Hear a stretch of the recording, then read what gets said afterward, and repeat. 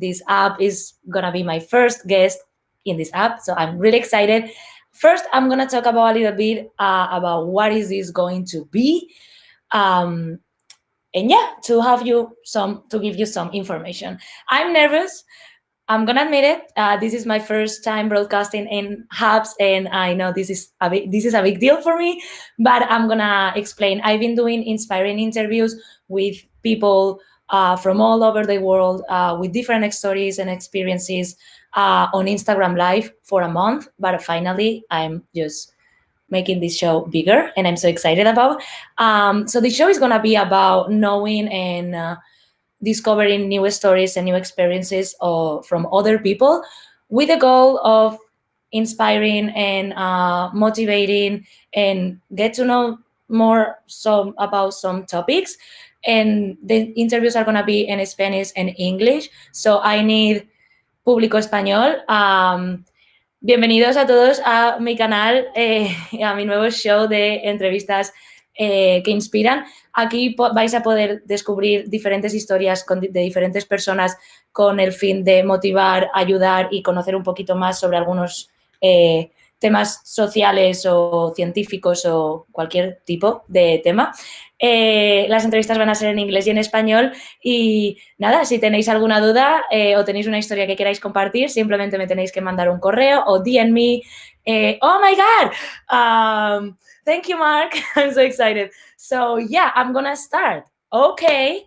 So since it's my first interview on Hubs, I am really excited to announce that my first guest is gonna be Revs. I think most part of you know him. He's an amazing person. Hey, Mark, thank you so much for the award. I really appreciate it. And I have to tell the story. So he is the guilty of why I'm here. Okay, he is the one that brought me to this app right when I was like, okay, I've been 1 month doing Instagram Lives interview.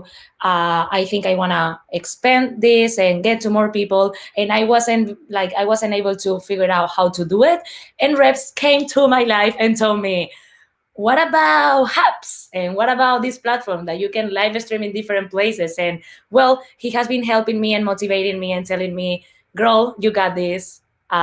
Introducing me to really cool people.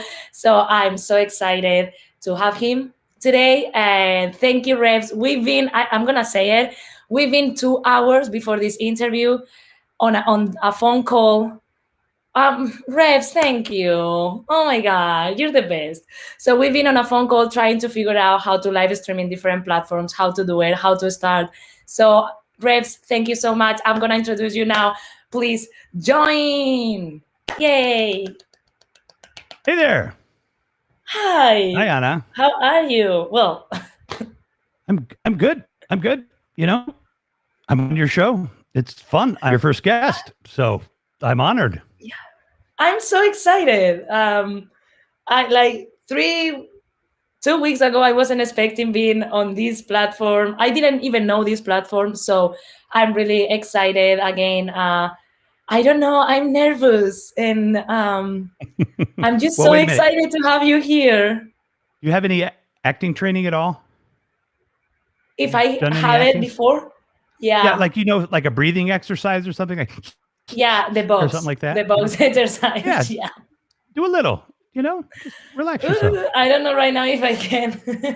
All right. Well, just breathe slow. Slow and steady. Wins the race. You'll be fine. There you go. I just want everyone to enjoy this show. Oh, they will. I want everyone to feel inspired by the different stories that I'm going to be sharing here. Again, the interviews are going to be Spanish and English. So I need to get people from all over the world. Yeah. I'm excited. So Revs, thank you for being here. Thank you for bringing me to this platform. This is awesome. I'm in love. So tell us a little bit about you. Well, let's see. My friend and colleague, Dr. Dominica McBride, always starts her, whenever somebody says, like, tell us your story. And she's really cute. She's like, well, we're going to start a couple of generations back in Haiti. So I'm going to start 5 generations back in Scotland when my no. So tell me a little bit about me. I'm an activist. I am a dad. I'm an artist. I am a consultant. Done a little entrepreneurship. I like to talk. I'm a host.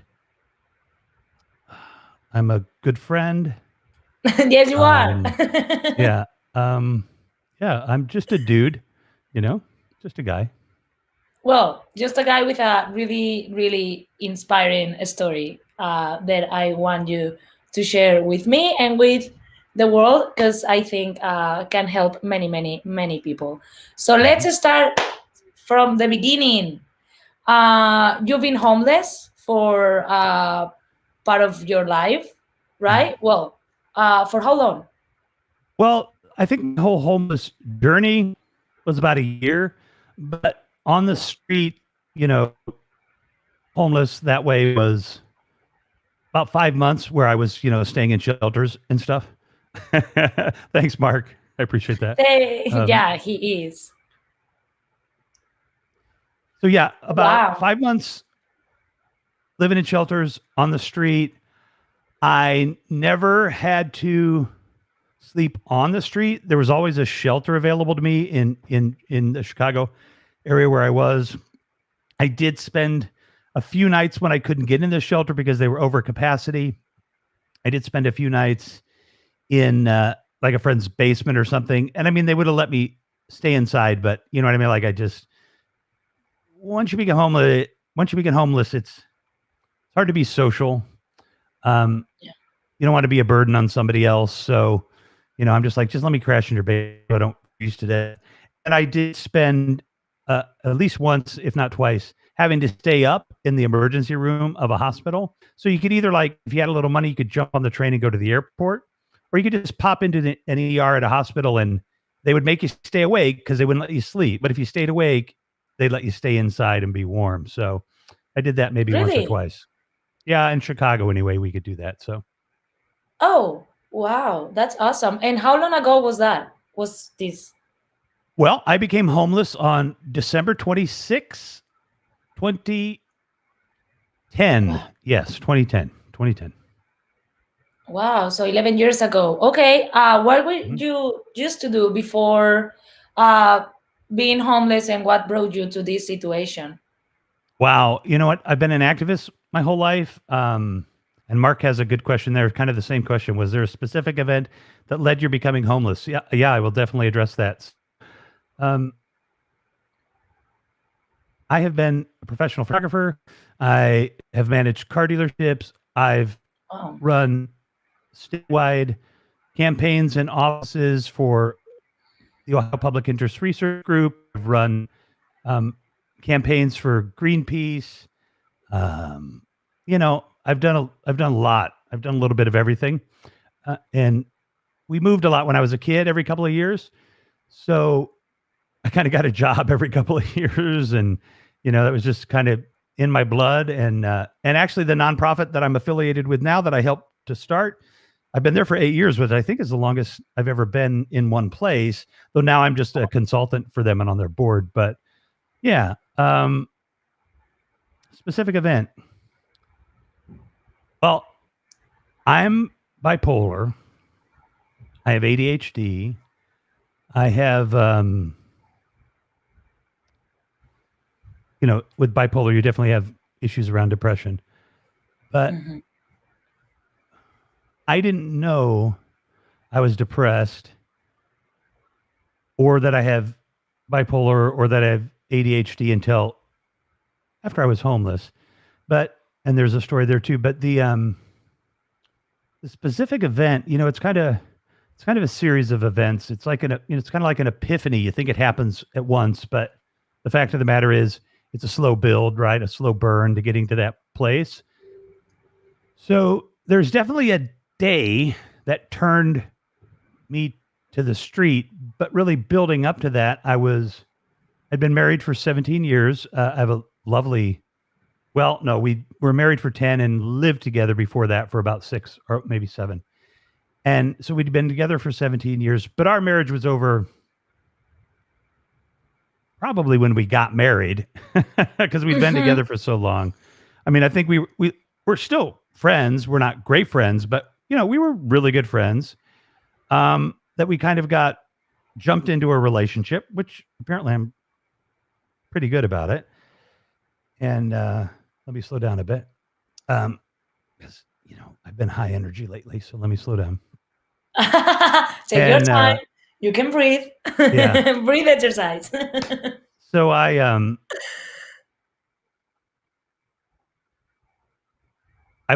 was working as a photographer, doing pretty well, and we're kind of at this point in our marriage where it's just become obvious that it's over.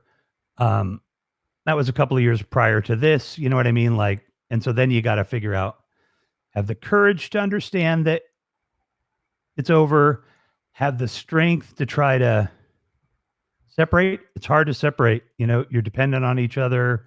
You've got, in our case, you got two incomes, and how does all that get taken, apart. So, it was a slow process to kind of ending it. But at the at the core, at that point, we were both lonely, and not at all happy. So this was the early days, I think, of I can't even remember. I think maybe there was OK Cupid or something. I don't know. I think there was a dating app, but that was probably what it was. And I mean, I'm lonely. My marriage is ending, but I'm still married, and so I'm swiping on people. Or I don't even think you swiped then. I think you had to click something or something. But it was back in the old days of dating. And Yeah, you have to click. yeah, so I'm clicking, chatting with people. Doesn't I'm not really looking to meet anybody. I'm just in this dark, lonely place, and then Yeah. I click on somebody, and they say hi, and we start talking, and um, if I think most people, I experience it all the time on this app and other apps and in other ways. There's power to texting and this kind of medium where you can make intense connections quickly, and those connections can last a long time and be very strong. I have a lot of those, but you Mhm. can kind of get thrown into a situation pretty quick, especially if you're texting, and you'll be able to like on your first date, right?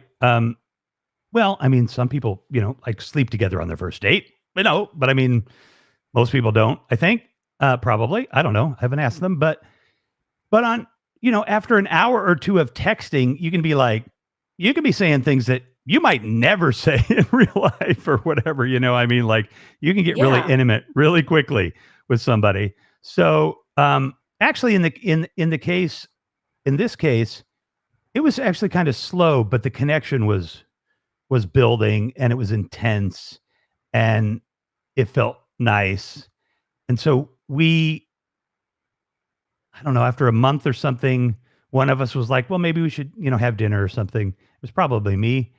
And yeah, I know it was me because we set it up and she didn't show.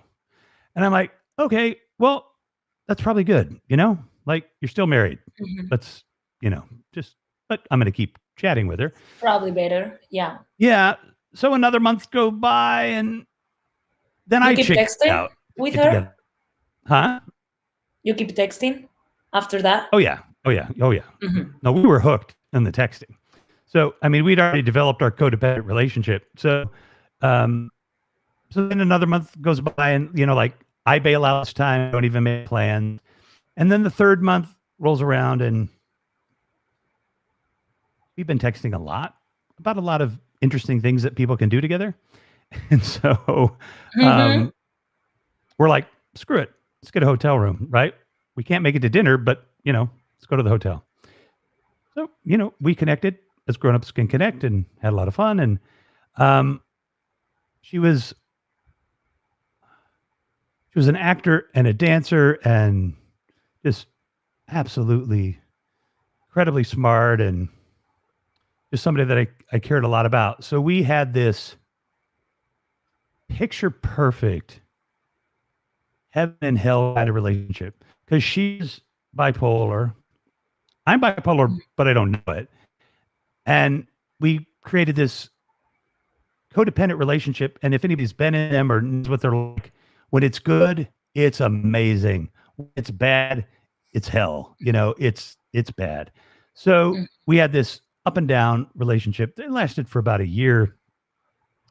And I mean, I can't even, no reason to go into all of that now. But and I'm perfectly happy to talk about it, but it just would take too much time. I mean, this journey of homelessness, if I don't abridge it, this story is usually can be a couple of hours long. So when I was telling this story, like in public and stuff in different events or whatever, it was I could drill it down to about an hour. So I'll try to remember telling it that way. But No worries. We eventually, can go for more time. There's yeah. no Well, time limit. I know it's just weird about me talking about myself for this long. I'm used to talking like, hey Anna, can I ask you a question? I know, right? I know. It's so weird. It is weird. So, But you're doing great.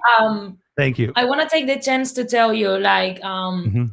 you don't have to talk about anything that feels uncomfortable for you. I just want to Appreciate make that. sure, like, I know that you know that, but I just want to clarify that Yeah. point. Like, we are here to know everything that you want to share with us, and Mhm. everything that you think can be inspiring for the other people or help, or you just want to share it with the Right. world. So don't feel, and if anytime you need to a break, just let me know, because I have so many questions about the dating Yeah. apps that I want to talk about with you. About the what? The dating apps, Oh yeah. I think it's a cool conversation too. So if anytime you need a Well, break, we we can can just and we hop can on always that. break like I was doing with Dr. Hooper today. I would write down what we need to continue talking about, but then we would jump around. So Hmm. yeah, we can do that. But I just have to say that people in the audience over there, you got to remember what I was talking about because odds are I'll forget if I start going in another direction. But so I'm in this place, I'm in this relationship, and it's clear that the relationship needs to end. Like, um, Yes, Mark. yeah, thank you, Mark. Yeah, Um, thank you. the clear the relationship needs to end. And before I talk about that, I want to say this that I don't want to say I'm 100% transparent on this because I think there's some personal things that involve other people that I wouldn't want people to know. But for on my end, nobody has to be this transparent. But I'm this transparent because I want people to be able to relate at different levels and to see. I mean, what was amazing when I was homeless? What like there were people that were like, "How can a middle age, you know, somewhat successful dude be homeless?" Right? So it would kind of shock them. Thank But you, Mark. thanks, Mark. The Thank you so much. so it was clear the relationship needed to end, and Yeah. so it took a lot of courage. It took a trip to the psych ward at a local hospital where I had been once before when I was 18. And again, that's a kind of a different story, but I was just mentally exhausted, physically and mentally just broken because this relationship just meant everything to me. And I spent a lot of I spent a lot of time and money trying to help her through her issues with bipolar, not having insurance, and trying to keep the relationship going. Um, but it was clear that it was over, and so I called her the night before I went to the hospital, and like, we both know that this has to happen, and um, this has to end, and I can't take it anymore. So I'm checking myself into the hospital, and she had tried. Well, she was a prima ballerina in a traveling company out of Boston that she had been touring the world when she was 17 years before, and she rolled her ankle and it ended her dancing career, and that was the first time she tried to kill herself. And so Oh, even in the year and a half that we'd been, or year or so, I guess, technically kind of together, um, she probably attempted it at least twice. But I mean, both of those times, it was probably three times. Both of those times, it was clear you do, Quake Girl. I did meet amazing people in the mental hospital, actually.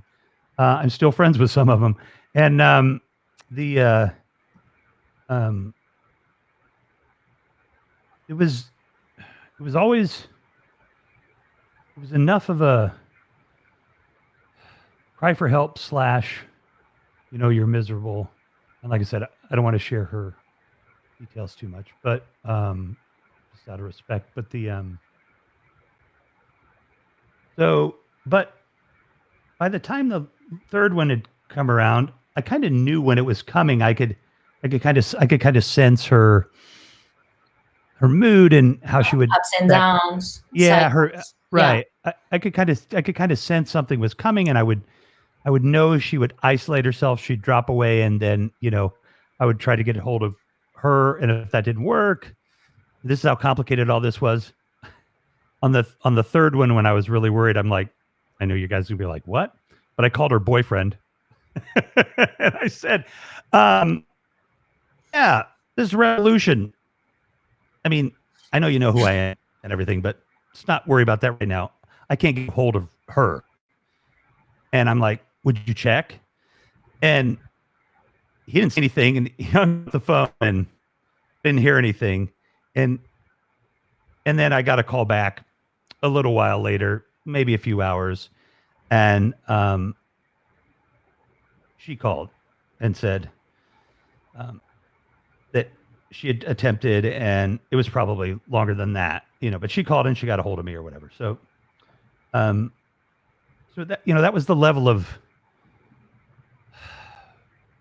pain that she was And going through. stability. Yeah. No, I'm okay for now.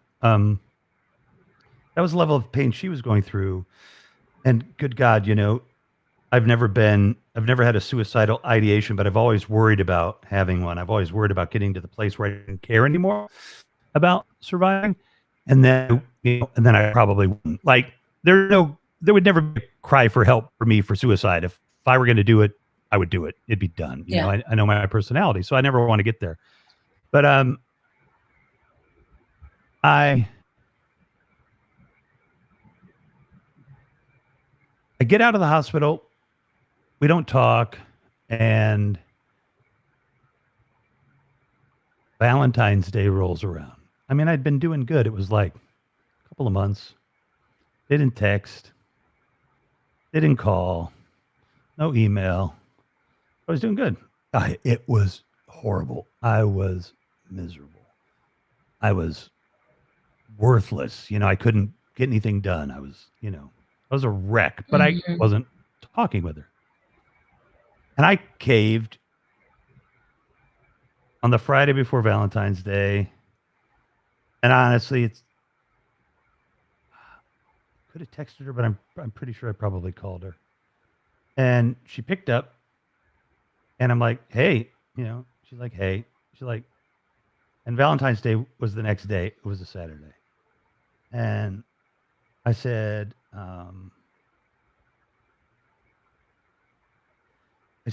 "Hey, you want to do something for Valentine's?" And she's like, "Yeah." So we made plans, and long story short, I didn't have time to see any of the signs because I hadn't been around. Hmm. And she told me a long time prior to that, part of what I do today is because we both knew that she would succeed someday because she wasn't ultimately just crying out for help. I mean, like many bipolar people, they end up killing themselves. And, I mean, we knew she wasn't going to, that she would eventually succeed. I mean, you just felt it. And, anyway, and she had said to me at some point, so when that happens, just make something, good come out of it. And I'm like, well, it's not going to happen, so we don't have to worry about it. And anyway, she's a no-show, and I'm like, okay, no, this is good. This is good. She's realized that we shouldn't get back together. She's doing the right thing. I'm doing the right thing. I'm not going to text her back. Not going to, say please or anything. I'm just going to let it go. It's a good thing. It's the right thing to do. Mm-hmm. But I knew she would text me back, like we're, we're that codependent on each other. There's just no way. She's not going to not text me back, but I'll just wait. And maybe I won't even text her back, like haha, like that would have happened. But the next day, Sunday rolls around, and I'm like, okay, wow, okay, this is good. She didn't text me back, and she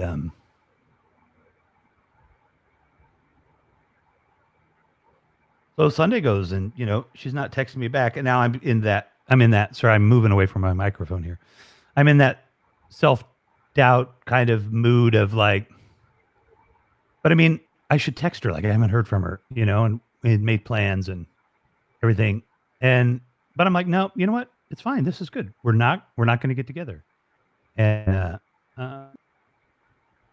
thanks, Wake Girl. And Yeah, so I'm going thank to give everybody a little bit of a trigger warning here, I suppose. I suppose many of you might know what this is building up to, but seriously, if you're triggered by this kind of stuff, I would just turn the volume down and wait a few minutes. And Anna, are you okay?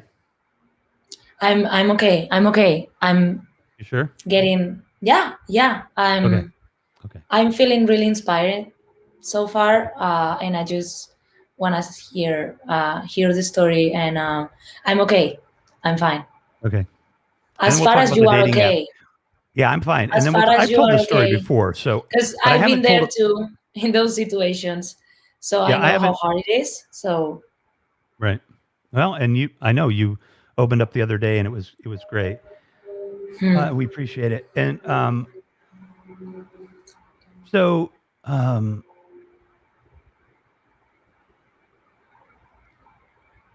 so Monday morning rolls around, and I had a Google alert. I still have one for myself. Anytime, Revolution McKinnis or whatever comes up, I get a Google alert. And I had this Google alert. It it had her name. I'm like, oh, cool. She's in a new show or something. I haven't talked to her for a couple of months. She's in a new show. And it opened up, and it was like a blog post or something. And it said her name. And then they started talking about what she had been doing in the theater community and where she'd come from, from ballet, and started, talking about this stuff like in like the past tense. And I mean,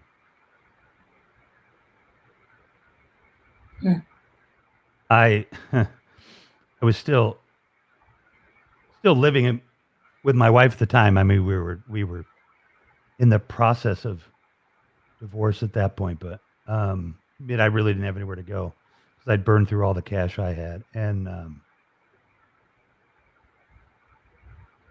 so I'm like, okay, this just can't be real, And the day goes by, and these things are popping up. I mean, she's pretty well known in Chicago, and these alerts are popping up, and it's clear that. Thank you, Patty. You can text the word hello to 741-741 to talk to a live counselor if you are feeling this way. Thank you for sure. thank you for sharing starting that. to feel some kind of way. Thank you, Patty. We should share that on the screen. Actually, I'll do that. How you do that? So if you click on her name and then you go to presenting, it'll put it up there. So okay. Thank you. So I went and got my wife, and I'm like, I told her that I'm I don't believe that she's dead, and I'm is a trick. It's like she's trying to give me a reason to, let go of the relationship. I was just in total denial that she could have possibly had killed herself. And Yeah. so I don't know how I got, I guess, lucky, but I didn't know what to do.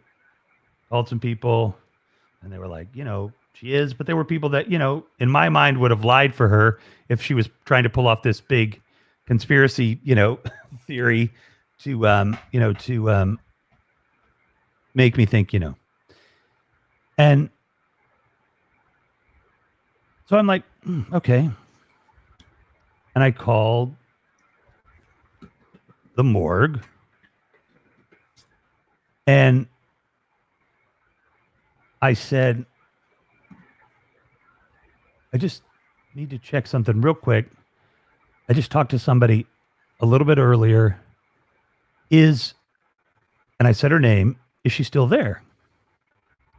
And I hear them rattle through the paper. Oh, and I said her first name. I'm about to say her first name. I'm saying her first name. He's rattling through the paper.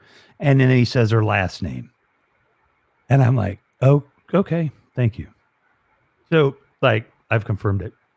And from that point, my life was a total train wreck. I mean, I think I probably cried in my room, in my office, every day till April, for a couple of months. I couldn't do anything. And so anyway, by the time summer rolls around, I've been miserable.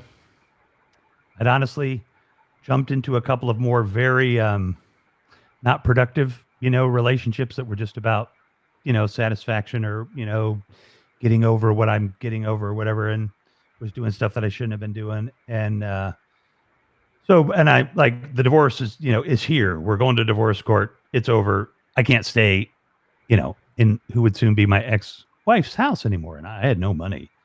I hadn't been working. And like I said, I'd eaten all my savings up trying to put her into a cognitive behavioral therapy program at Northwestern, but it wasn't covered by insurance and it was really expensive.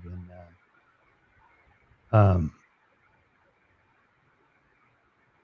so the only alternative was to go to live with my parents. And I was with my parents from that summer until that winter.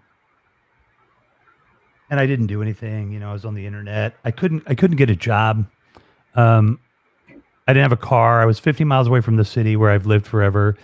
And I was just, it was horrible.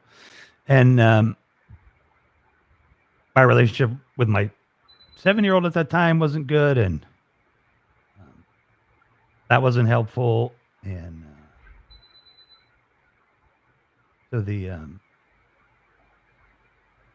so I became homeless on the 26th, but on the 25th, on Christmas Day, my brother lived at home that time. He's 11 years younger than me. So, and he was a late bloomer. He's married now and has a kid, and he's awesome. He's a great dad and everything. But at that time, he was a little lost too, and he was trying to weave his way out of where he was. And he was really frustrated because, he knew that things weren't going well for me. And I'd kind of gotten into an argument with my mom about something. And not to say that I'm always right, but I was right in this case. And my mom, she was okay with it. But he didn't hear he didn't hear the conclusion that we were both okay with it. He just, thought I was attacking his mom as well as my mom. So he got mad and he physically pushed me. Well, I'm not small. I'm 6'1", think football player, but not as tall and not as in good a shape now. But I mean, if you push me, first of all, you're going to have to be pretty strong, and he's bigger than I am. Wow. And if you push me, he pushed me through the drywall, in the house because of the momentum. So he pushed me, not all the way through the wall, but through the wall. And I'm like, okay, that's just not acceptable. I wasn't going to fight back. I wasn't going to make this scene, but like I can't deal with this. So, but my daughter was coming for Christmas, and then we were all going to go to she's my ex sister-in-law now, but to my sister-in-law's house for Christmas Day dinner. And I didn't want to disappoint my daughter as all this is blowing up. So I just kind of sucked it up and called my ex-wife and told her what was going on. But I said, when the day's over, when we go over there, and I'm not going to make an issue of it with Ryan. I didn't figure he would bring it up, and we would.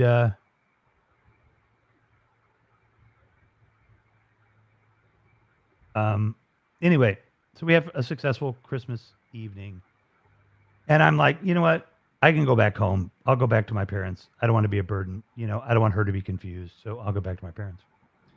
But I was definitely not in a good place, and I couldn't stay there. I absolutely couldn't stay there. I mean, I could have, but I mean, that was over. Like, because I couldn't. My brother and I, that wasn't going to be the last time if I stayed, and it was clear. And I didn't have anybody to go to. And at this point, I've got bipolar, and I'm a train wreck. I can't make a decent decision to save my life, and clearly hadn't been able to do it for a while. And so I just stayed in my room all day. I'm sorry, this was Christmas Eve that happened, and then because I'm in my room all day Christmas Day. I'm in my room all day Christmas Day. Didn't come out to eat. Didn't come out to go to the bathroom. Nothing. I was in there for 24 hours. I was sad. I was mad. It was bad. And so the next day, I get a shower, pack a bag, and I'm like, tell my dad to drive me to the city. I can't stay here. And he's like, where are you going to go? I'm like, there's a shelter in Oak Park. I'm going to the shelter. I can't live here. My life is, I just don't care anymore, and I don't want to be here. And so, I mean, I think he saw that there wasn't anything he'd do about it, and I had my mind set on I couldn't be there anymore, and I didn't have anybody where I could turn. So, I'll figure it out. And so I went to the shelter, and yeah, so I was there for. Anyway, it's a good place to stop. If you want to swing back to the dating app question a little bit, we could do that. Okay. Well, first of all, thank you so much for sharing this. I don't know if you've been or you have had the chance to share this deeply and open before, but I really appreciate this because I can figure how hard this is for you. But at the same time, I know that this can help many people. And honestly, it's really good to know who Reps is, to see the man that we know now and know everything that you've been through makes everything possible, So thank you so much for sharing. And if you need a break.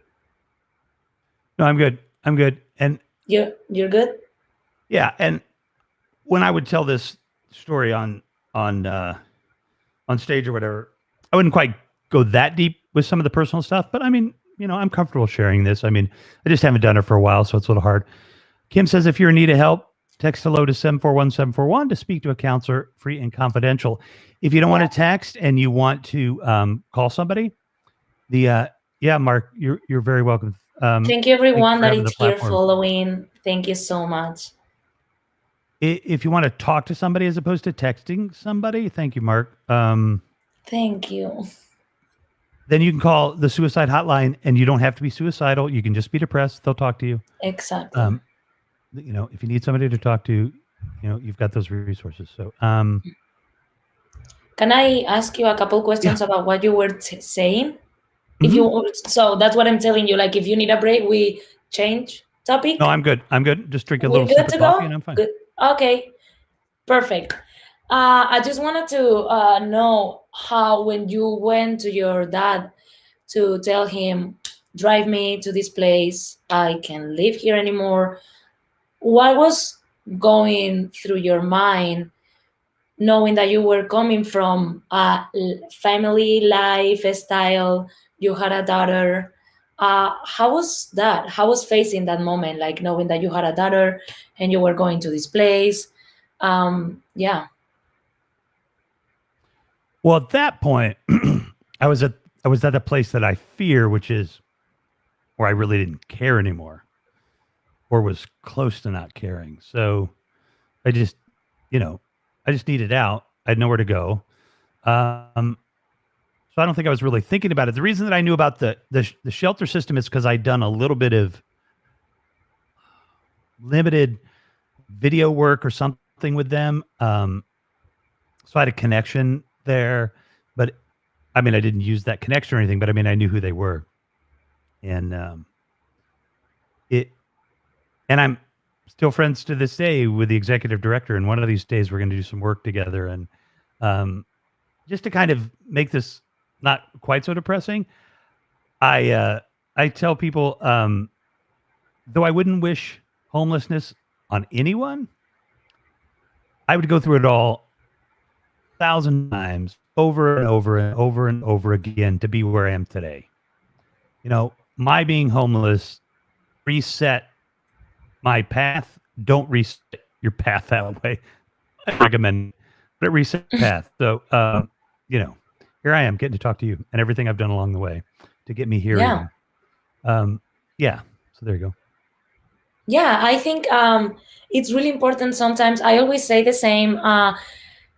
Doesn't matter what kind of situation or what kind of experience, all everything that is a struggle for a person is important. There's levels of a struggle, but that's based on the other people's experiences. But I think sometimes we need to fall and get lost and get out of the track, to see the picture and find ourselves or find the path again.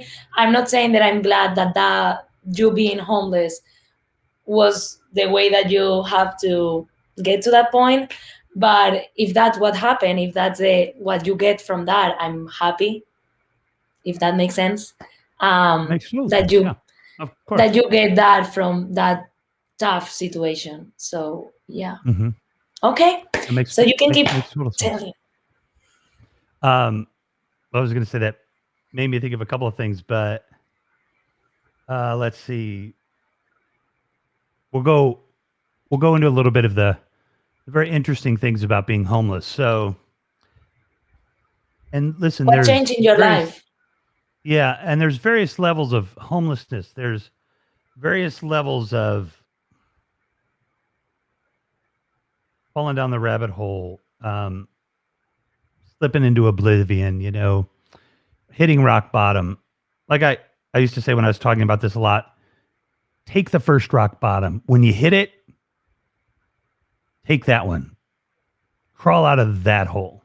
Don't go to the next one or the next one, because those are just deeper and harder. Try when you hit that first place that's rock bottom.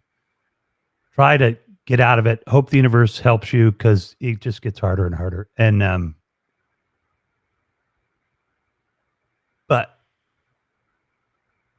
there was a lot of good that came out of being homeless. And this was the winter where it was Snowmageddon in Chicago. So February 1st comes around. I've been in the system for about a month.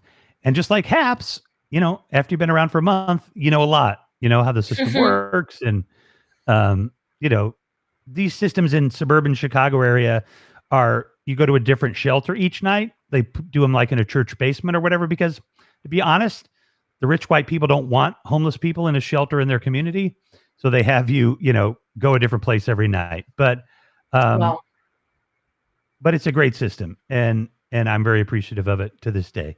So the but the good things, some of the good things. Well, so like, I mean, you're getting the long form here. Like this is, now we're getting into like where I'll tell a friend or somebody. But I mean, you know, so if you guys want to tune into something else and come back, you know, sorry, wait, Yeah. it's your show. No, Nope. Stay here. Stay here. It's Anna's show. Sorry.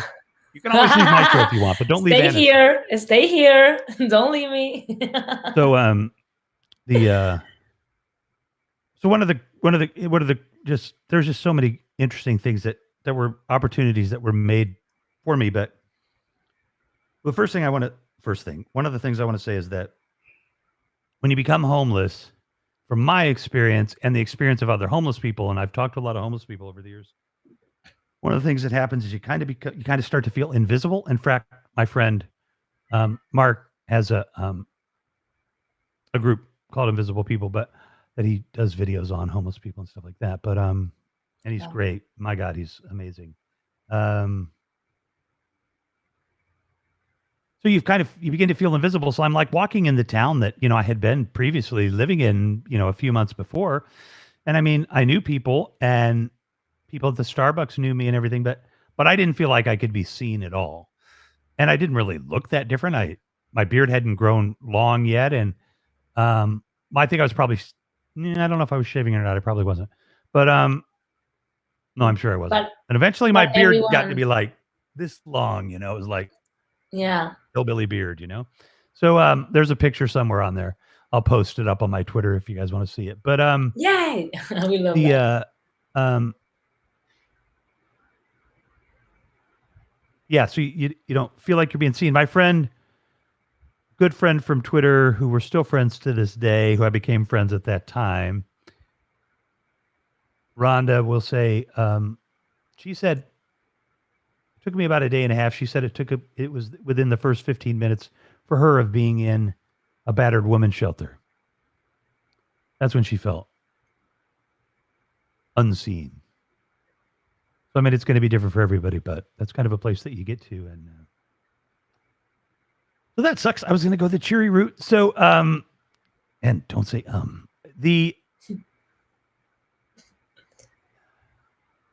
okay. So Snowmageddon is coming. And I was on Twitter prior to being homeless. And I was like vehemently, like on the jerk level, think, backside and the hole in the ground, put those two things together, that kind of guy, about atheism. I was angry. And now I'm an agnostic, and that's for another. I'll explain that on my program sometime or something. But I had quite a few followers that followed me, and one of the great things about my ex-wife was she kept paying for my iPhone while I was homeless because she wanted to be able to stay in touch with my daughter, right? So she kept paying for that. So that kept me on Twitter, and I started to tweet about being homeless. And people, again, were like, we've been following you for years. Like, well, I think Twitter came out, 2007, so 2 or 3 years. Why are you, how can you possibly homeless? Like, you're a middle-aged guy. Like, you're a white guy in America. Like, you're not an alcoholic. But I didn't know I had mental illness at that point. That would come through the systems that help homeless people. But at that time, I didn't know what was going on. And but one of the things I thought about when I was there, we were spending our days at the library because the library is available. So I'm like, I'm going to learn French. This will be cool. I got all this free time. Now I have a learning disability in written language. So languages are really difficult for me, but I'll learn French. This will be fun, And being homeless is a full-time job, like being depressed is a full-time job. You're not motivated to learn French, for God's sakes, right? I'm not, you didn't. Yeah, sorry. You didn't know by that time that you were bipolar or anything like that, right? Right. You didn't know it. Okay. No, I didn't have really any idea. I didn't even really handle that I was depressed. I mean, my ex-wife would sometimes come down to the basement where I would be printing my photos and stuff like that. And she'd be like, you've been down here for like 2 weeks. Like, your productivity's down, you're depressed. I'm like, no, I'm fine. So, but anyway, there's a family that comes to the shelter, and it's a mom, an autistic boy and a teenage girl. Again, I don't want to actually. I mean, it wouldn't be that hard to find out the kids' names, but anyway, I won't say anybody's name. But the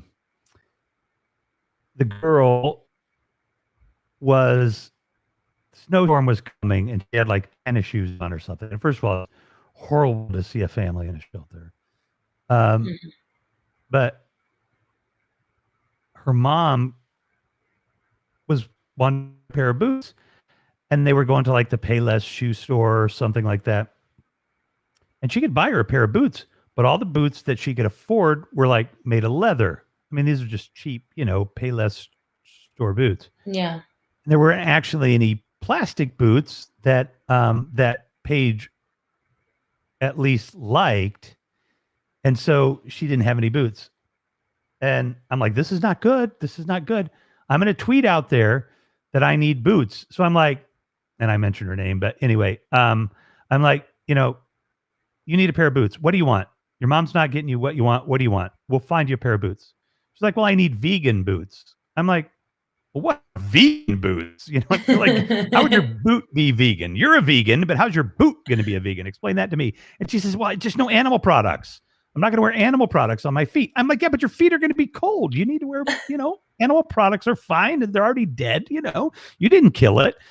And she's like, no, I'm not wearing shoes with leather. I'm like, okay, all right. So I get on Twitter and I type in there, homeless girl in Chicago shelter. I mean, it's probably still out there somewhere, but something like that. Needs vegan boots. Wow, that's so awesome. Doubt I had too much room to explain much more. And I mean, it wasn't but within a few minutes. And this is at the library now I'm doing this. I mean, I could have gone on Twitter on my phone, but I distinctly remember sitting in front of the computer and being on the web interface. And somebody will tell me they didn't have a web interface then. And okay, then fine. It was on my phone because you can't really remember these things. But I think it was on the computer, but that's not really relevant. Although I do know what I was watching. I'd been watching some anime. It's funny how I remember things. I can even tell you what I was watching and probably the episode. But anyway, and within just a few minutes, thank you, Let It Be, for subscribing to Anna's channel. Thank you for subscribing. I'm so excited. Has a theme song, Anna. Anybody that comes to my show can have a theme song when they come in the room, and I need one for Anna, so you can pick one. But Let It Be is easy because hold on, let me get a drink.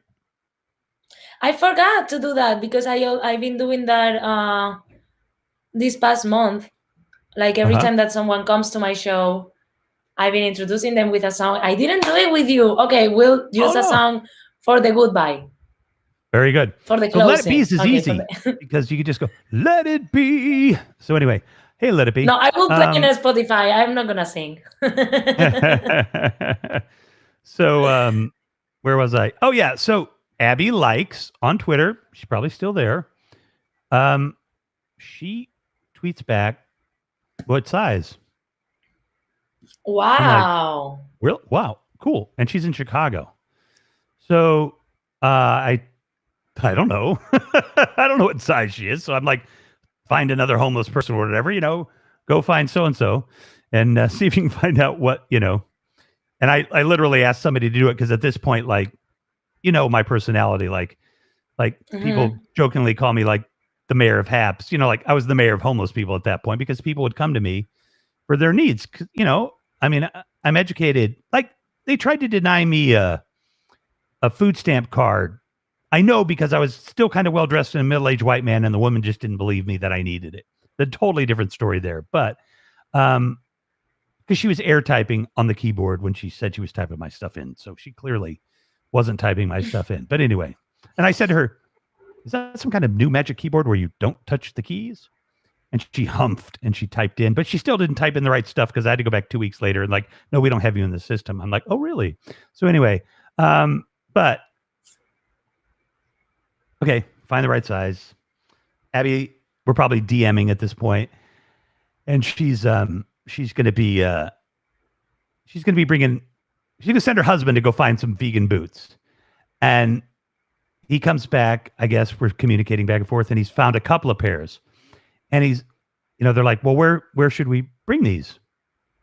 And I'm like, well, let's meet at there's a company, I don't even know if they're in business anymore, but it was called Caribou Coffee. And they're like, is there anything else she likes or needs or whatever? And I'm like, I think the boots are pretty generous. You know what I mean? You guys don't have to do anything else. And so anyway, we get to Caribou Coffee, and he's like, does she like anything? I'm like, well, I know she likes lattes and stuff. She likes coffee. So he bought her like a $25 gift card from the coffee place, 2 pairs of shoes, and it's pretty funny, actually. Wow. I get there all excited about the shoes, and her mom had found a pair of vegan boots. So she actually had boots, and now she had 2 pairs of boots and a pair of shoes. But the fact is that somebody answered. This is before crowdfunding even existed. Somebody answered my tweet, to get this young woman some boots. And she, in fact, had this brother who was autistic. So the next thing I did was he liked these toys. I think they were called Bionicles or something. They were some kind of like action figure or something. I can't really remember. But with his autism, it was really hard for him that was one of the few things that would kind of keep him calm and focused. And he had lost some or whatever, obviously becoming homeless. So I got out on there again, and I'm like, does anybody, can anybody buy a couple of Bionicle toys, and I'll get them to him. And I think 3 people bought them and had them shipped. I had them shipped to my ex-wife's, and then somebody else dropped some off. And so at that point, I'm like, "Whoa, this is cool! I can start getting stuff for people." And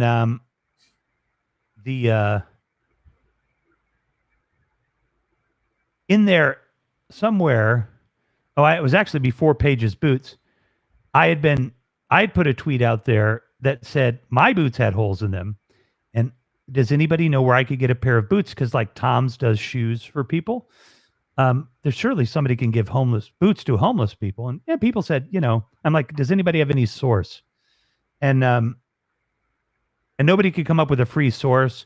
People said, try the church things that they have or whatever. And like, I don't want to put on somebody else's boots, smelly boots. So I want my boots. Huh? You wanted your boots, new ones. I wanted my own boots.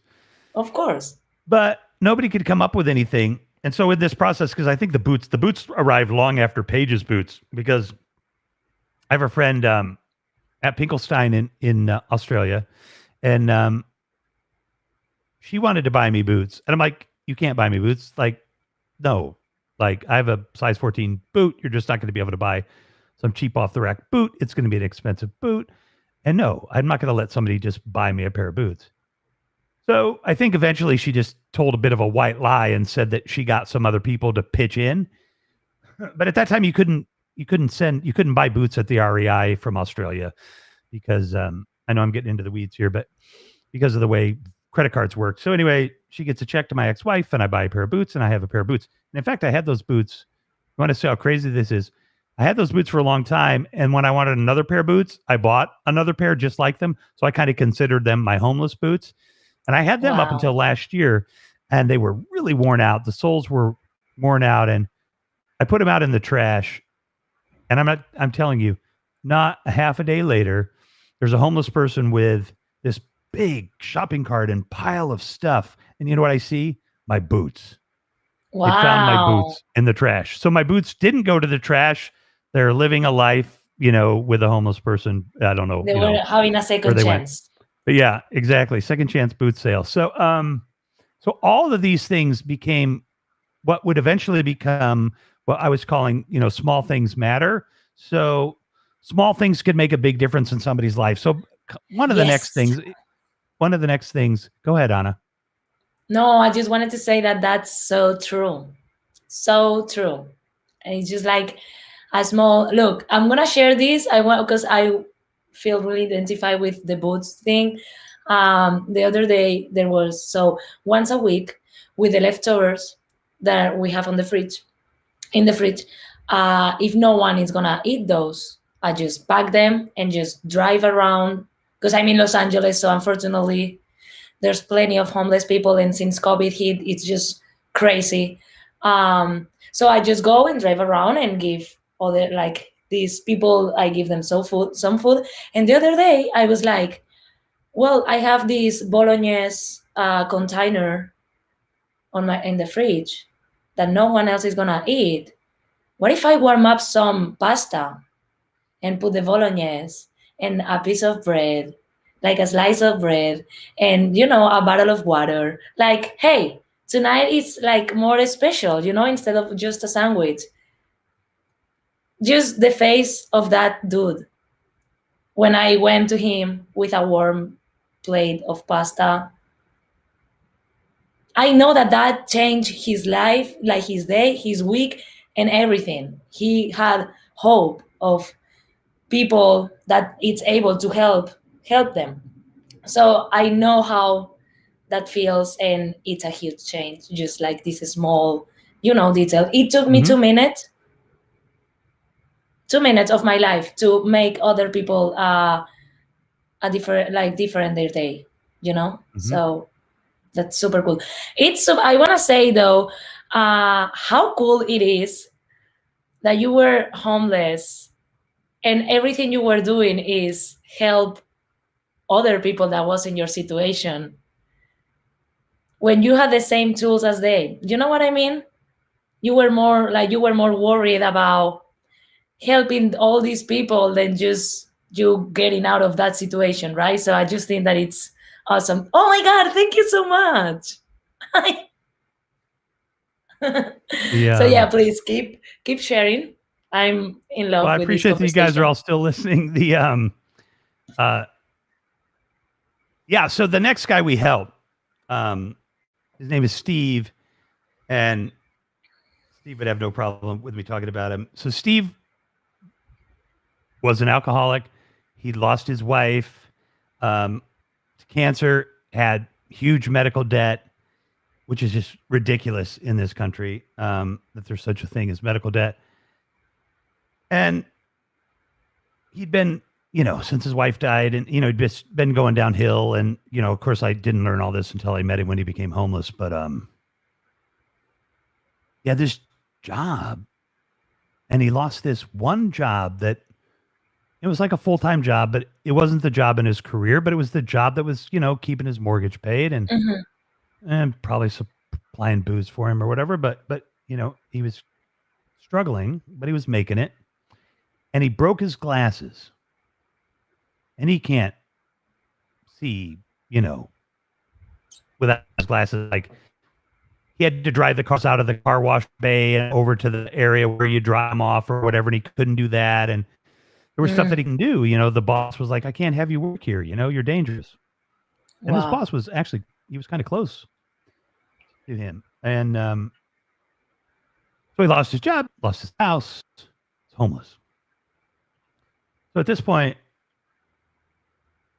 I'm like, Steve walked by me in the um, vestibule of the library. I remember where it was. And I said, "Steve, like, come here, man.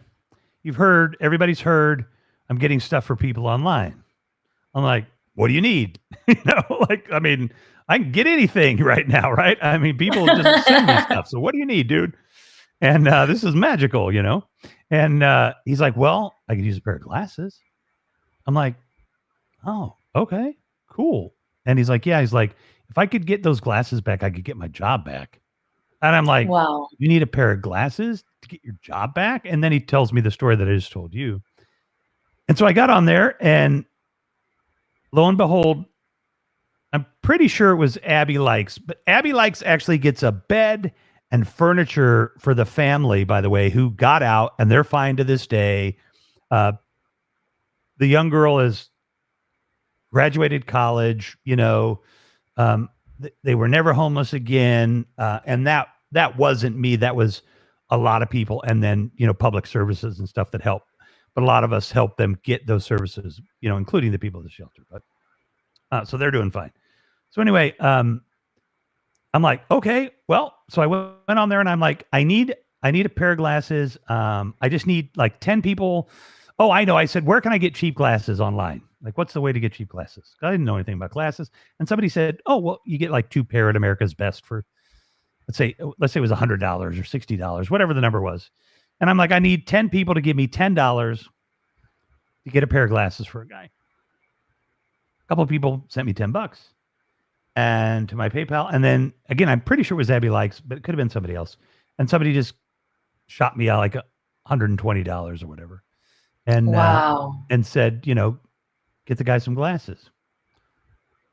So he went down, he had his eye appointment, and they said they'd be ready in 2 days.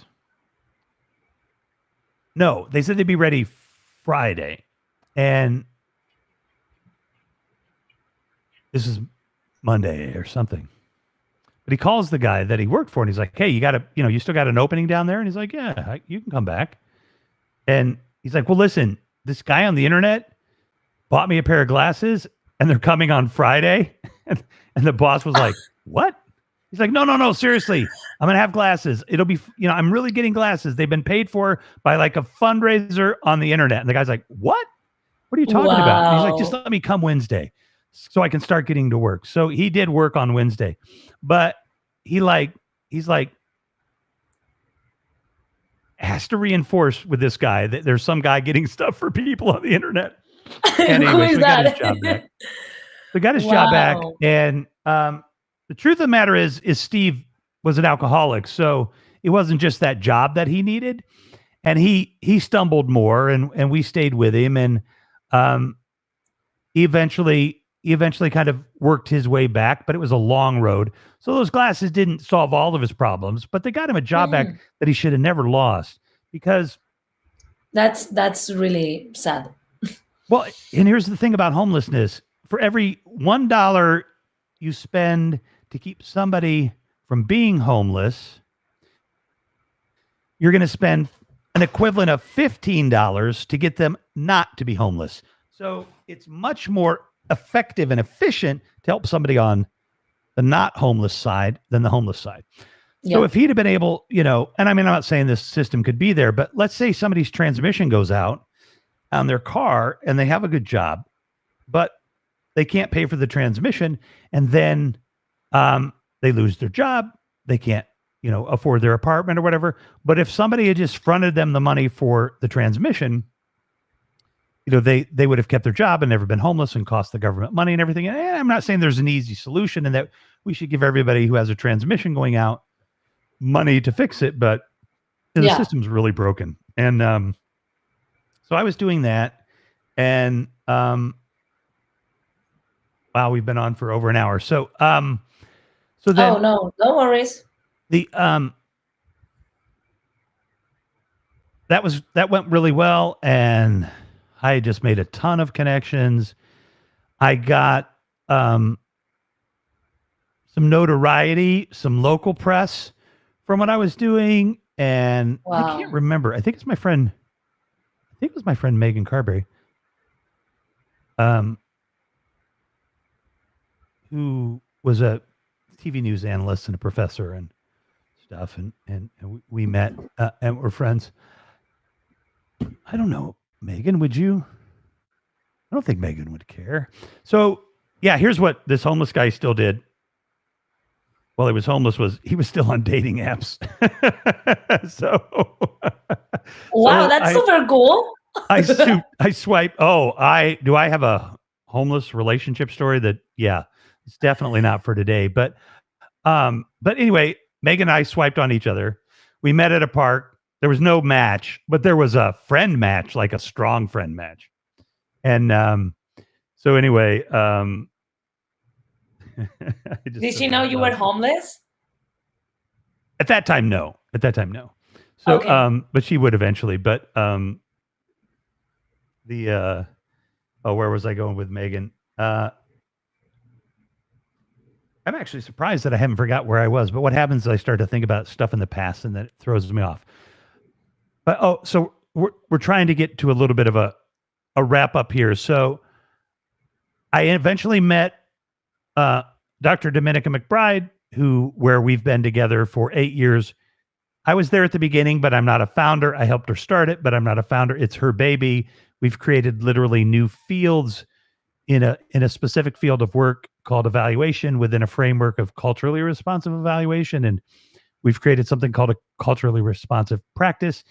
In fact, some of the things that I utilize in my journey to bring people of color, Black and brown people, to this platform as student journalists and journalists, and to try to help these guys change journalism over, on its face, and get journalism going in marginalized communities where it's never done well anyway, and local citizen journalists and all these things that I'm working on. A big reason why I'm on this platform, and that lines up a lot with that. And so that was and I was still homeless when we met, but I was living in a more of a semi-permanent shelter at that time.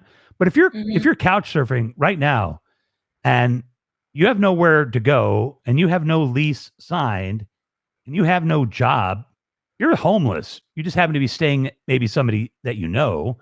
You're homeless just as much as I was homeless. I just didn't have a place to be inside, right? But I mean, there's millions and millions of homeless people. And especially there's tens of millions of people right now, 40 or 50 million people that are one paycheck away from homelessness, right? But so anyway, there's a lot more to that story, but I'll let you ask some questions if you want. But but eventually, we helped a lot of people in that. And I really honestly, when I have the financial means, or I can get somebody to back it, because with everything I'm doing, I don't have time to run it. But I want to do that. Small things matter. And I want to identify people that have a small need, and they can, fill out a grant form or something, and we can assess whether they really need it or not, but as best we can, and we can give money away. So if anybody wants to give me like $10 million, I'll start that tomorrow. Want to give me $100,000, I'll start that tomorrow. And it'll just be on a different level than if you give me 10 million. So if anybody wants to give me $10 million, I've got a good idea. I've actually got several, but that one will work. So anyway, but you won't make, the only profit you're going to get is the satisfaction of doing good. So exactly. Anyway, yeah, like I got into at first the YMCA. Yeah, I never thought of that way. My sis was couch surfing for a while. Exactly, Dean. I remember when credit cards were for things like that, trans going out. Exactly. Sue, sure glad I had one more than a few times. So thank you for following. Thank you both for talking about these important topics. Thank you guys for following and supporting and being here. Thank you. By the way, just to be a VIP on this platform, roughly have to have 5 of your most recent broadcasts have 500 viewers or more. You're at 570. Well, that might not quite be right because of the way it's counted. We'll have to stay a little longer. Hold on. Actually, you're at 266. It's a little confusing, but anyway, you're well on the road. We'll get you there. So I'm we'll get there. I'm in the YMCA for a while. If people are familiar with the YMCA, they would have like a small room, just barely big enough to fit like a double bed, a chest of drawers, and like a built-in closet. Not very big, but big enough. No bathroom or shower. That was all, wasn't public because you were on, a floor where the public couldn't get to, but you know what I mean? It was a public shower, public toilet. Mm-hmm. And then I was eventually in what's called, I was in permanent supportive housing for a couple of years and I actually had a grant that would have kept me in that apartment for the rest of my life, really, if I'd wanted to. But one of the interesting things that happened in that case was eventually when we started doing the nonprofit work and we started paying ourselves, I actually made too much money and I didn't qualify for that anymore. But I didn't qualify for, I couldn't afford to pay for an apartment. Mm-hmm. But I had to tell the people in the shelter program, you got to tell them what you're making. And I mean, you can find it in my taxes. So, well, I wouldn't lie and I couldn't lie. And so we can keep you on the program for a couple of months, but you're going to have to find a place to go. And again, that's another story because we actually did some creative things that helped somebody else out for a while, but I don't want to be held liable for that. So we're going to be quiet about that. So, but needless to say, I was able to help somebody out with that. So, yeah. So then I was able to get out on my own. I was starting to make some money. I met my now wife. Mm-hmm. We had a little And bit everything. we had a little bit of an accident. We got pregnant, and here we are. And that's why I have a 7-year-old and an 18-year-old. I hope that story sounded somewhat. Hello, Tony D. I hope that story sounded somewhat Hello. cohesive, but I didn't get to tell, and I do actually want to take a couple of minutes to tell the story of how being homeless really opened my eyes to mental health and why it's another thing that I am 100% behind, which is destigmatizing mental health. Mm-hmm. So the program That that got me in. We'll do a broadcast about it because in 1 week I'm gonna do a broadcast in Spanish, talking with this friend of mine. She has, how do you say in English? ADHD. ADHD. Yeah. And she's also bipolar. So we are gonna talk about it, and I would love to have another one in English with you to talk about all these things because I think it's really, really, really important. Well, yeah, let's do that. And I'll just give a quick summary of it then. But I found out that I had these issues and was able to get really good services through Medicaid. And it took a lot of years of therapy. And I still have a long way to go, but I'm doing decent now anyway, at least until COVID. But this platform has certainly helped a lot. But yeah, I would love to tell that story, and that'll give people a reason to watch again. But my transformation from homelessness to even where I am now, very dependent on that path of I don't want to say overcoming, but being able to manage somewhat my bipolar. And that's a direct result of the homelessness. And that is actually a long story too. So I'm glad. Thank you. Because we'll tell that story. And again, there's just no reason to stigmatize people for mental health. It's just your effing brain, for God's sakes. Exactly. You know what I mean? It's no different than heart disease. It's no different than kidney disease. It's no different than lung disease. It's your brain. It has a problem. See a doctor if you can. And if we have more information, we can know how to treat and manage our relationship with people that has mental illness. I think in my experience, I wish I would have told when my dad got sick with depression. I wish back on when I was 13 or 14, someone has approached me and tell me, hey guys, to me and my siblings, this is what you have to do. This is how you have to manage this. Da, da, da, da. Because fortunately, we are a great team and we are strong, but that could have ended up in a break in my family, just not having information about a mental illness and not knowing how to treat that person or being aware of how to manage that relationship. Just that short amount of information can change everything. So I think it's so important that you brought it up. Thank you. Thank you for the award. Oh, thank you. Hey, Pablo. Hey, Pablo. And actually, Anna, just so you know, it's easier if you think you've missed, some awards because they scroll through there. You see where the number 11 is up there by the heart and the spotlights in the upper left corner where it says live chats? Yes. Click on that, and then you can just thank those people that have given you awards. Oh, okay. Got it. Yeah. So you can find it. I'm new on this app, guys. I'm not. I'm a veteran. I've been here for 8 weeks. Oh, it's 9 maybe. Oh, 70 days today. 70 days. Wow.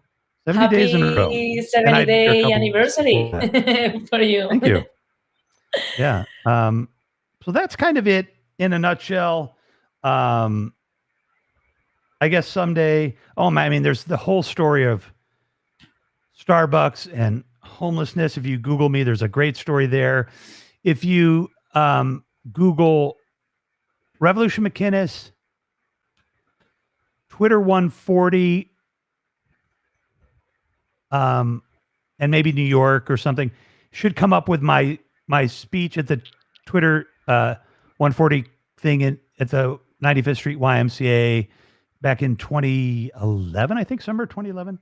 And I was still 11 too when I was speaking at that event. And I mean, Jack Dorsey was there, Deepak Chopra was there, all these very famous people were there, and then there was me, and some other people too, because they had all kinds of people from Twitter. But that was really cool. That was a neat experience, and I've made some great connections to this day from that. I'm good at connecting people and being a connector. So, wow, you're gonna forgive me right now? Okay, never mind. That's awesome. And then from then you went out of that situation and just start working again and to where you are at now. Wow. I mean, maybe someday is somebody want to read my memoirs and I can tell you all those details in between. Chris has got something there. Yeah. What is the simplest and best thing people can do to help homeless? That's a great question. It is a great question, Chris, and I appreciate that. What is the simplest and best thing people can do to help the homeless? The simplest? That's tough, but I can think about that a little bit. What everybody should do to help with homelessness is in the damn stigma, is find the political will to put people in houses. It ain't that hard, okay? It costs billions of dollars for people to live on the street. But everybody in a damn house for way less than the Defense Department budget. We have to wake up to the fact that people are going to be housed that'll never work. People are going to be housed that are going to stay alcoholics, and they're going to stay narcotic addicts. It's hard to beat that stuff. So we have to get past this idea that, we're going to put you in some kind of housing and we don't want you to be a bum. Some people are not going to be able to change their situation enough, and they're going to be dependent on society to survive, and they deserve a damn place to be.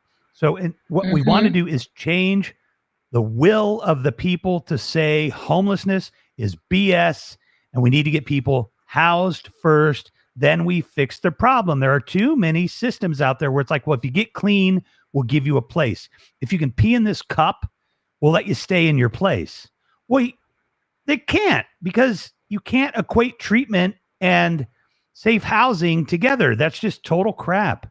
So if you want to change it, it's not simple, but if you want to change it, it's called political will. That's all it is. It's just money.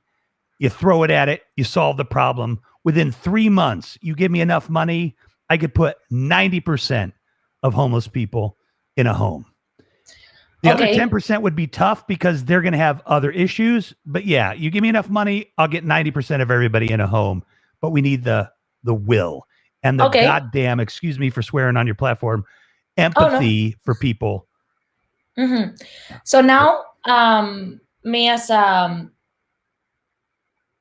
politician or someone with power, you told me that. Imagine what I love, what you just said, and I share 100%. I want to be clear on that. But now I tell you, okay, so maybe that situation, what it's going to make is that people is not going to feel the need of getting out of that homeless situation.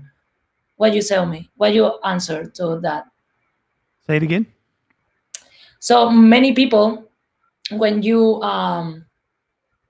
put these thoughts and these arguments out loud, they say, well, if you treat homeless people that way, they are not going to feel the need of getting out of that situation. Oh yeah, that's crap. So what will be your answer to the people that say that? Yeah, well, it's just not statistically true.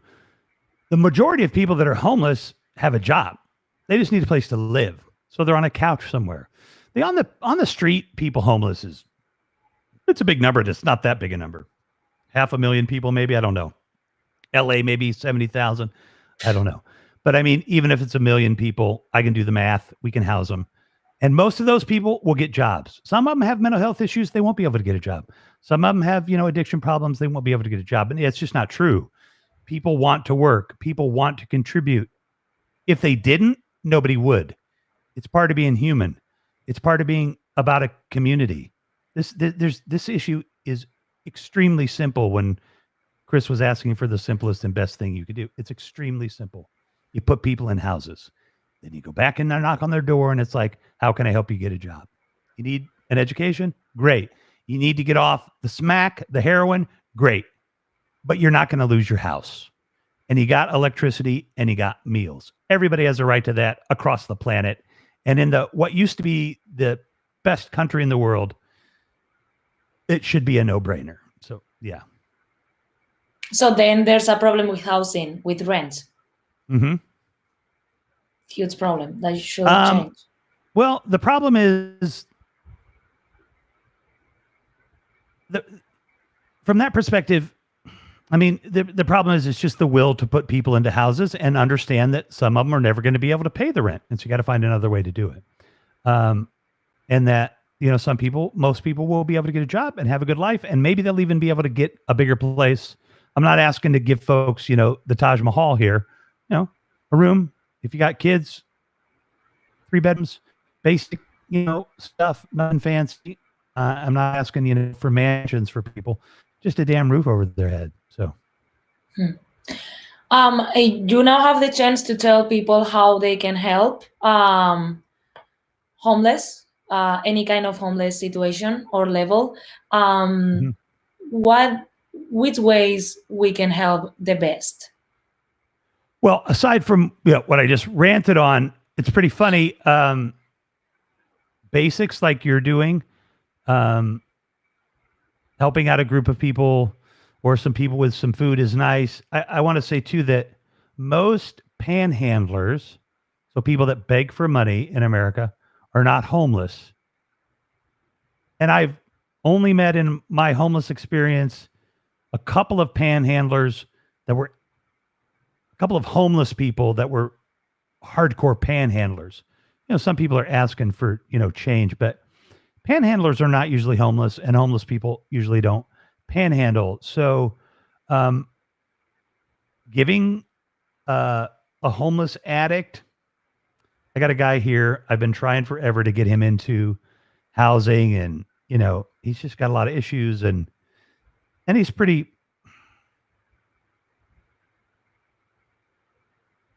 good thief.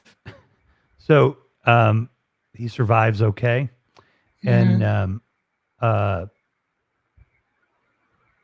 I give him $20. Since COVID, I probably give him $20 every other day, probably. And I don't know what he's addicted to, but he's not spending $20 a day on his insulin. Like, it's not. He's just not. He's buying something. He's addicted to something. It's obvious. Yeah. But the thing is, people are like, well, why are you giving that guy $20 to, satisfy his snack habit or whatever?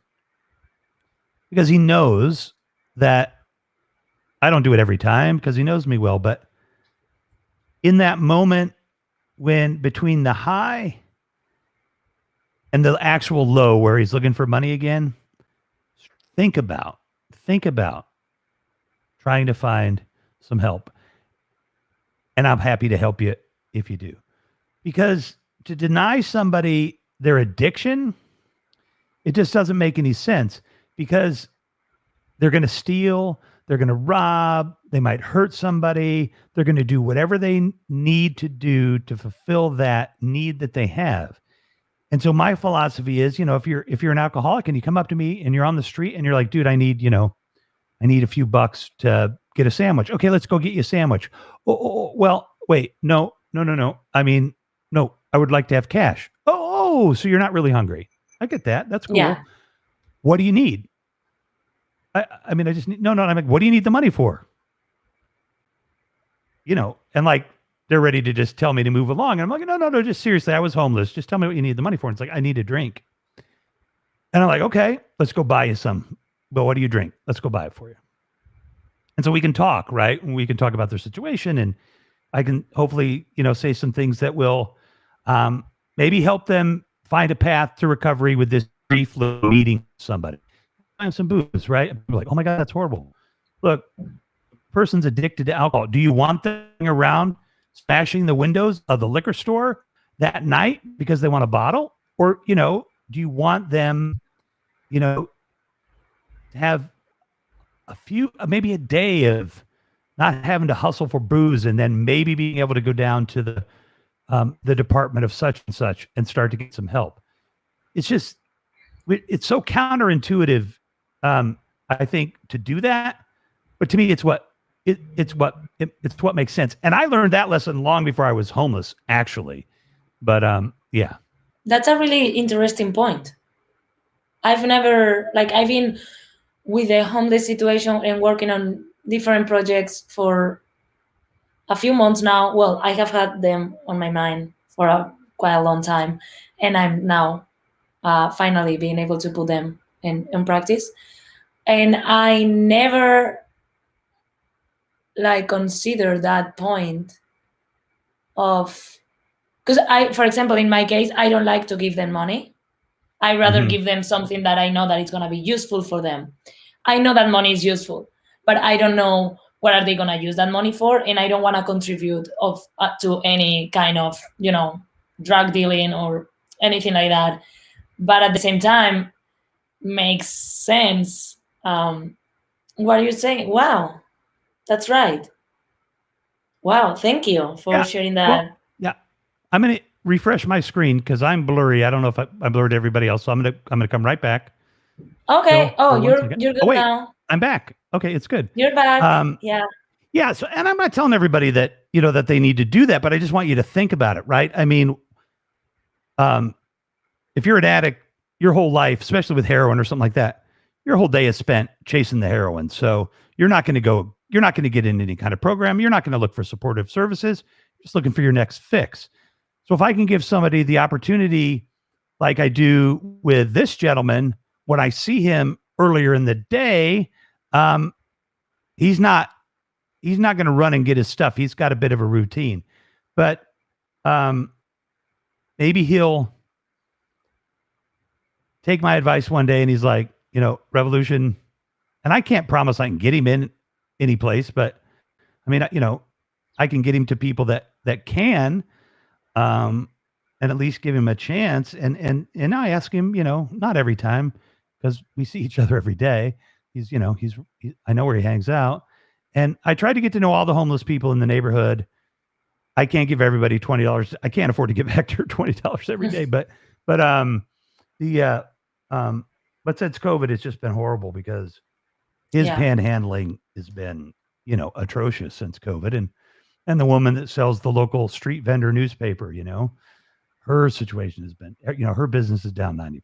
So these people, you think people are suffering? Yeah, the people that were suffering before are suffering even worse. So, So there you go. That's my perspective on some things. Wow, Rev, first of all, I want to tell you, has been amazing to know your story. You're a really good friend of mine, and I didn't know your story yet, but also because I knew that I was going to interview you at some point, and I just wanted to be surprised. I just wanted to be, genuine on that and know the less of you until this moment. Yeah, it's much. Don't go too deep in your pre-interview, or you won't have any spontaneity. So you're exactly right about that. Exactly. So thank you for everything you've shared and everything you. I'm just wow, Rev. I'm so glad to have you in my life. I'm telling you. I'm glad to have you in my life too. You're really. I have no words. This is so inspiring. Just the fact that you were in that situation and you were trying to help other people out that was in your situation. Wow. It's just I have no words. It's crazy. It's really and of course we have to do another broadcast about mental health. We have to do another broadcast about dating apps. We have Mhm. to do many things. The dating app thing was really funny, honestly. Yeah. That's something that I gotta tell. So you were homeless, but you were like, you know what? I'm not gonna I have a I'm not gonna miss a story shot. for the dating app story, and you should definitely have other people on there. But I was in a relationship with somebody that, yeah, I don't know, like you might be able to figure out who that one is, but I'll change it around enough maybe that you can. But just needless to say, when I was homeless, I was in a relationship that with somebody that his family is very influential. Let's just say that they've got a lot of money and power, and it was pretty funny. But but yeah. Anyway, I've just lived a very interesting life, so I'm lucky that way. You would you change anything that had happened in your life? No, I wouldn't be here where I am right now with you. I wouldn't have my son. I, I wouldn't know Mark Goldman. I wouldn't know Chris. I wouldn't know Tony D. You know what I mean? Yeah, no way. I'd do it again. I wouldn't know Pablo.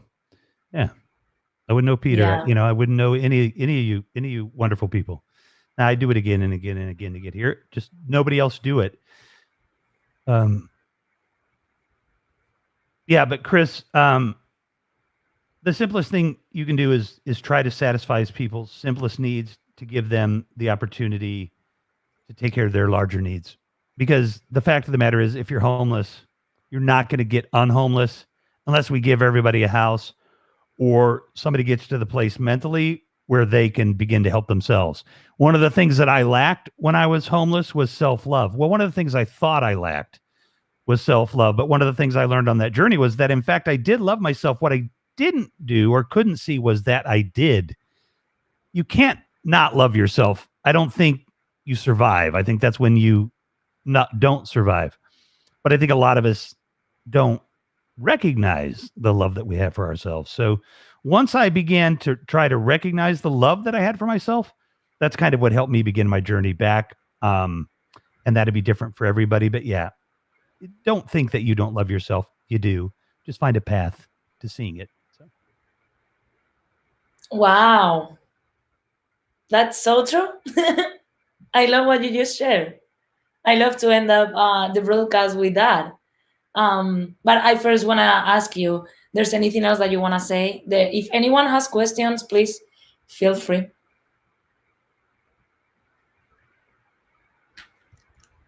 You want to say anything else, Rep? Oh, I'm sorry.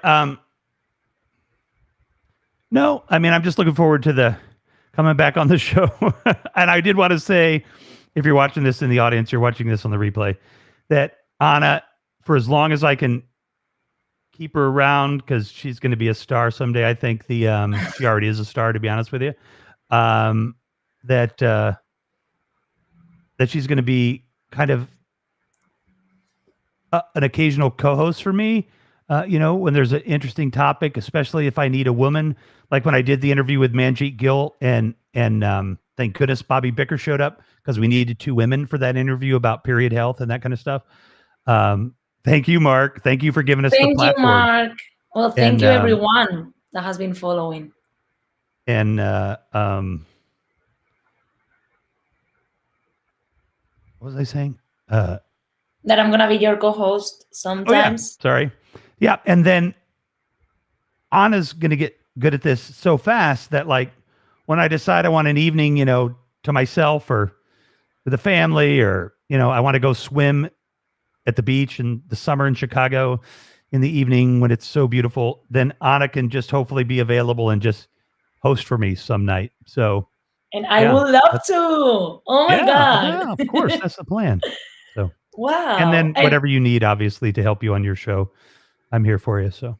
Yeah, thank you so much. Thank you so much for the help. And thank you, Mark and Pablo, that have been following up with me to just in case I need anything to start the app. And thank you for the support and the words, Mark, you gave me the other day in that broadcast. I've watched that video 20 times. I feel grateful. I feel grateful for everyone that has been following and the subscribers. Again, this is going to be a show based in inspiring interviews. Thank you, Mark.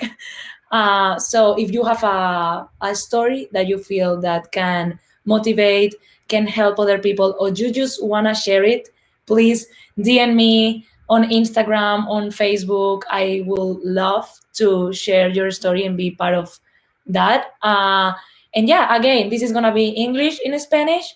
So this is for everyone. Thank you again. This is my first broadcast in Hubs, and I'm so excited. That has been an amazing conversation. Really, really inspiring. And I love you, Revs. You're the best. You I love rock. you too. It's it's internet love. You just can't believe how fast it hits. But Yeah. it's hard and it lasts a long time. So this young lady and I are going to be friends forever. I know it. Hmm. Just like my Yeah. friends out there, you know. We're Yes. lucky. We're lucky. I'm looking forward for the next broadcast. You too. Dating apps. What about All that? right.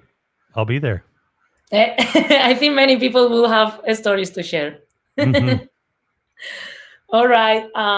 So yeah, thank you so much, everyone. Thank you, Rev.